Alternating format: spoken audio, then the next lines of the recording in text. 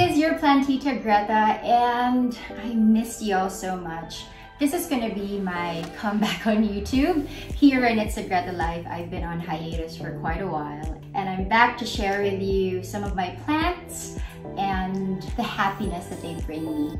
So today we're gonna be talking about propagation of plants. I know everything in front of me, on my side, behind me is overwhelming, but I'm happy to share with you that everything in front of me are the babies of my mother plants, and I'll be showing them to you and giving you some tips on how I propagate my plants and giving them babies, grandbabies, apo sa tuhod, and more. So these are some of the easiest plants that you can propagate, and ever since I started indoor gardening, I really didn't know much before, and I was just doing trial and error, and my plant collection was very much limited to compared to now. But you know, I'm still not an expert, nor do I have a wide range of plants, but these are the ones that I really love, and these are the ones that I would suggest if you're just starting. You could do this and propagate your plants, and these plants are hindi masyadong, how do I say it? Kasi diba ang mahal-mahal na ng plants ngayon. So, ito mga plants na to, if something happens to them, at least hindi ka maha-heart attack. Kasi diba minsan when we buy expensive plants and we want to propagate them, do some cuttings, pag may nangyari dun sa plant, pag naging casualty siya, maha-heart attack ka, magpa-panic attack ka. So, ito yung for beginners na masasuggest ko, because even if something happens to them, may casualties tayo when we do cuttings and propagating them, hindi siya masyadong masakit sa bangs. Promise. And the good thing about it also is if you cut these plants from the mother plant, mabilis sila mag-grow. So fast growers sila, except for my Monstera type constellation. Variegated plants talaga minsan are slow growers, but we'll go there later. What I want to show you first are some of the plants that you can propagate na super easy, ang dami nilang mag-babies, and ang bilis dumami. And the mother plant recovers fast too. Not to mention, hindi sila ganun kamahal, and ang ganda-ganda nila. Number one pick for me would be pothos. Okay, I'll show you one of the mother plants kasi parang ang dami na niyang mother plants dahil anak lang siya ng anak. So, I cut some of these, yung mga nasa table from my mother plants. Isa ito, actually nag-grow back na siya. Ang bilis! Hindi siya nakakalbo. And why I like pothos for propagation, it's because madali siyang ma-propagate and madali mo mapag-aralan. Why? Because kitang-kita mo na kagad yung node dito sa stem. So when I was learning a few years back on how to propagate, syempre I did my research online, I watched some videos, and you know, nangangapa pa ako what to do, where to cut. Mali ba pag dito ko kinat? Dapat ba dito? Hanggang saan? Anong gagawin ko dun sa mga extra in between the nodes? Tapon yun. So, this is the mother plant, and ito yung mga pothos ko na kinat ko, which have been in water for a few weeks now. This is another kind of pothos. Ang dami ko kasing varieties kasi ang ganda-ganda niya. Ayan o. So, trailing siya, para siyang vine. So, pwede mo siyang isabit. So, you can just put it on the shelf, and then yan. Okay. So, you don't need to buy expensive containers for propagating your plants. Believe me, I'm showing you some of the stuff that I bought abroad in my trips because I like taking home mga little souvenirs for my travels. So for pothos, I normally just use standard recycled glass bottles. So here we have my cuttings, and you can see may roots na sila. So this is 1, 2, wait, there's more, 3, 4, teka lang, natatakot ako baka matawid ko. I'm just moving things around. I bought this in Bali. Thank God hindi siya nabasag on the way home. It's quite heavy. So here on the right is my Monstera adansonii, which I love propagating too. Here. Ito naman siya. And then in another container, similar to that but bigger, this one. So you can just use recycled glass bottles. I like glass because one, hindi siya madaling matabig. Two, ang dami ko sa bahay. You know, from your mga drinks that you buy in the supermarket, from coffee shops. Or kung gusto nyong plastic, it's totally up to you. Really, they will thrive anywhere. Okay, break muna tayo from the next plant I'm gonna show you. Because I wanna show you, my Fiddly Fig is behind and one of the leaves fell. And I just tried to put it in water. So this has been submerged in water for about 9 weeks. And it has roots. I know this is not gonna grow into a tree, nor I don't know if it's gonna survive if I plant it, but I'm just amazed. May roots siya, oh. So look how amazing plants are. They just thrive and you just give them time, your effort, your love, and dadami sila ng dadami. This is one of my cute little propagation containers also. So it's like a test tube. My Monstera adansonii has been submerged there for a while. And I put the little ones here, parang mga baby. Yan, dito sila. So, next would be Aglonoma. So this is the mother plant. Actually, I made a mistake in the cutting, so a lot of the leaves fell off and died. But look how amazing this mother plant is. Ang dami na naman niyang leaves. And the ones that survived have very visible roots now.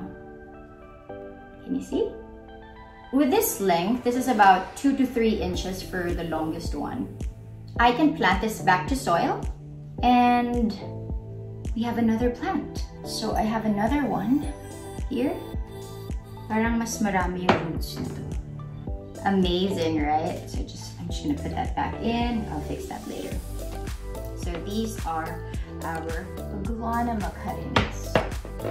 Ang saya-saya, diba? And other mother plants for my adansonii, ang dami kasi. So this is one of the bigger ones. Simba bit the tips. I posted that on Instagram. And I have other containers. Oh, diba? Gold. You can put, because adansoniis climb, you can put a wooden stick and use like yung panade or twist tie so that it's gonna crawl upwards. I have another one here which I will show you. It's in an abaca pole because it keeps on climbing. That's one of my other plants too because nga ang dami-dami na nilang babies. And this is a cute, ay ang bigat, egg-shaped pot with my adansonii. So these are cuttings also. I actually got my adansonii a couple of years back. A friend of mine gave me cuttings lang and dumami na siya ng dumami. Imagine I didn't even buy the plant. Someone just gave me cuttings and ang dami na niyang babies. Apo sa tuhod, apo sa talampakan, and so on and so forth. It's grabe, ang galing. So really, plants taught me how to be patient, to not give up. Not give up! Cliche as it may sound, but it's true because sometimes you think that, oh no, something's gonna happen to my plant, and you try to revive it, you try to help it, you give it the best care that you can. I have a plant ICU here at home. I will show that to you one of these days in the next episode probably, and show you my plant tour also here in the house. Ang dami kasi. So about my Thai constellation. This is the cutting that I did a couple of, maybe a year, more than a year. I would say that this is a slow grower. Why? Because when I cut this, I think 3 leaves siya, and for now 4 leaves pa lang siya. And the baby leaf is just growing here. I would highly encourage you guys in buying plants. I know uso siya. I know we want to get this plant right now. Now na. Ito yung in.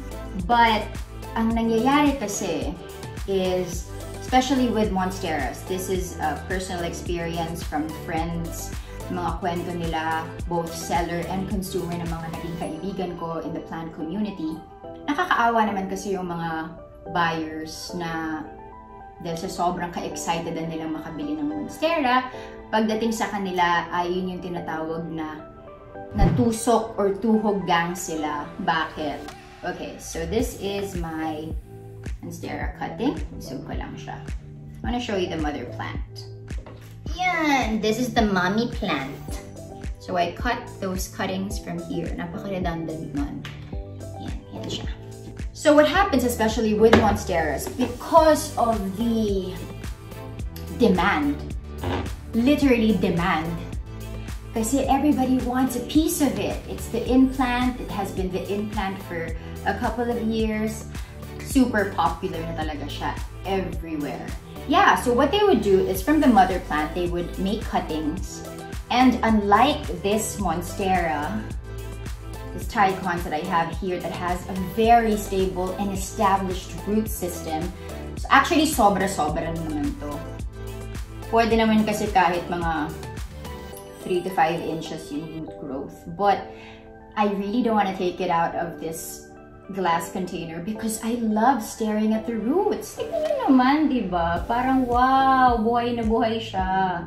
This is what we don't see when the plant is planted in soil because syempre, pagka-cutting, nabili mo na, lalo na yung iba imported daw, syempre galing sa supplier din nila. And here naman in Manila, they would, or wherever in the Philippines, they would do cuttings from the provinces and sell it in Manila or wherever. What happens is, pagkaputol, hindi pa siya na-establish or wala pang mga ugat, tinutusok dun sa soil and then binibenta na. Yun yung tinatawag namin tusok at tuhogang. Ang downside kasi nun, one, hindi pa stable yung halaman. Pwedeng bagong tusok siya, pagka-cut, nilagay sa soil, for the first week or so, okay pa siya. And then you start to see it deteriorating. Sabi, bakit nagdo-droop yung leaves? Unang-unang sign kasi na makikita nyo na yung monstera nyo ay hindi healthy or miss something. I always call it miss something because a happy and healthy plant looks happy. Makikita nyo yan sa dahon. Based on my experience sa observation ko, hindi naman ako expert. I'm just saying that sa experience ko with monsteras, kitang-kita mo sa dahon kung droopy siya, yung ganyan, yung parang lupay-pay. Hindi ko ma-demo kasi happy sila. So thank you, happy naman tong mga plants ko. They just look unhealthy.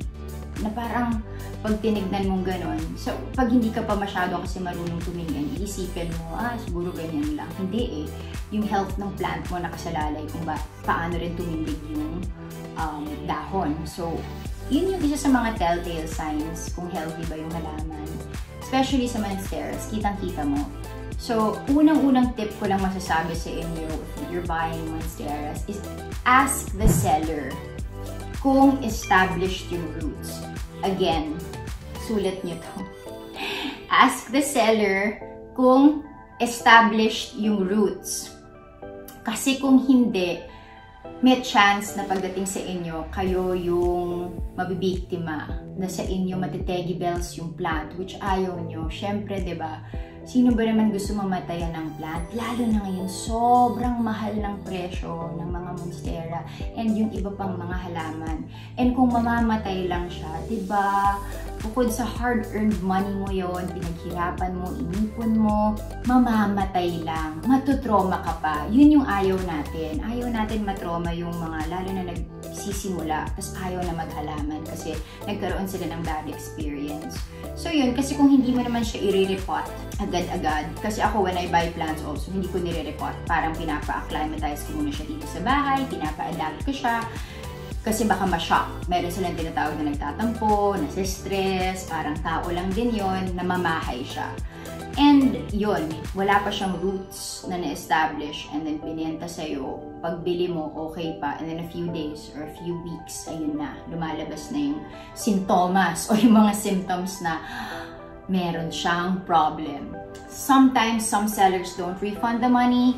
yun yung masaklap. Kung tinanong mo naman in the beginning na may ugat ba o wala, and then pagdating sa'yo, walang ugat, then of course, you have to call the attention of the seller.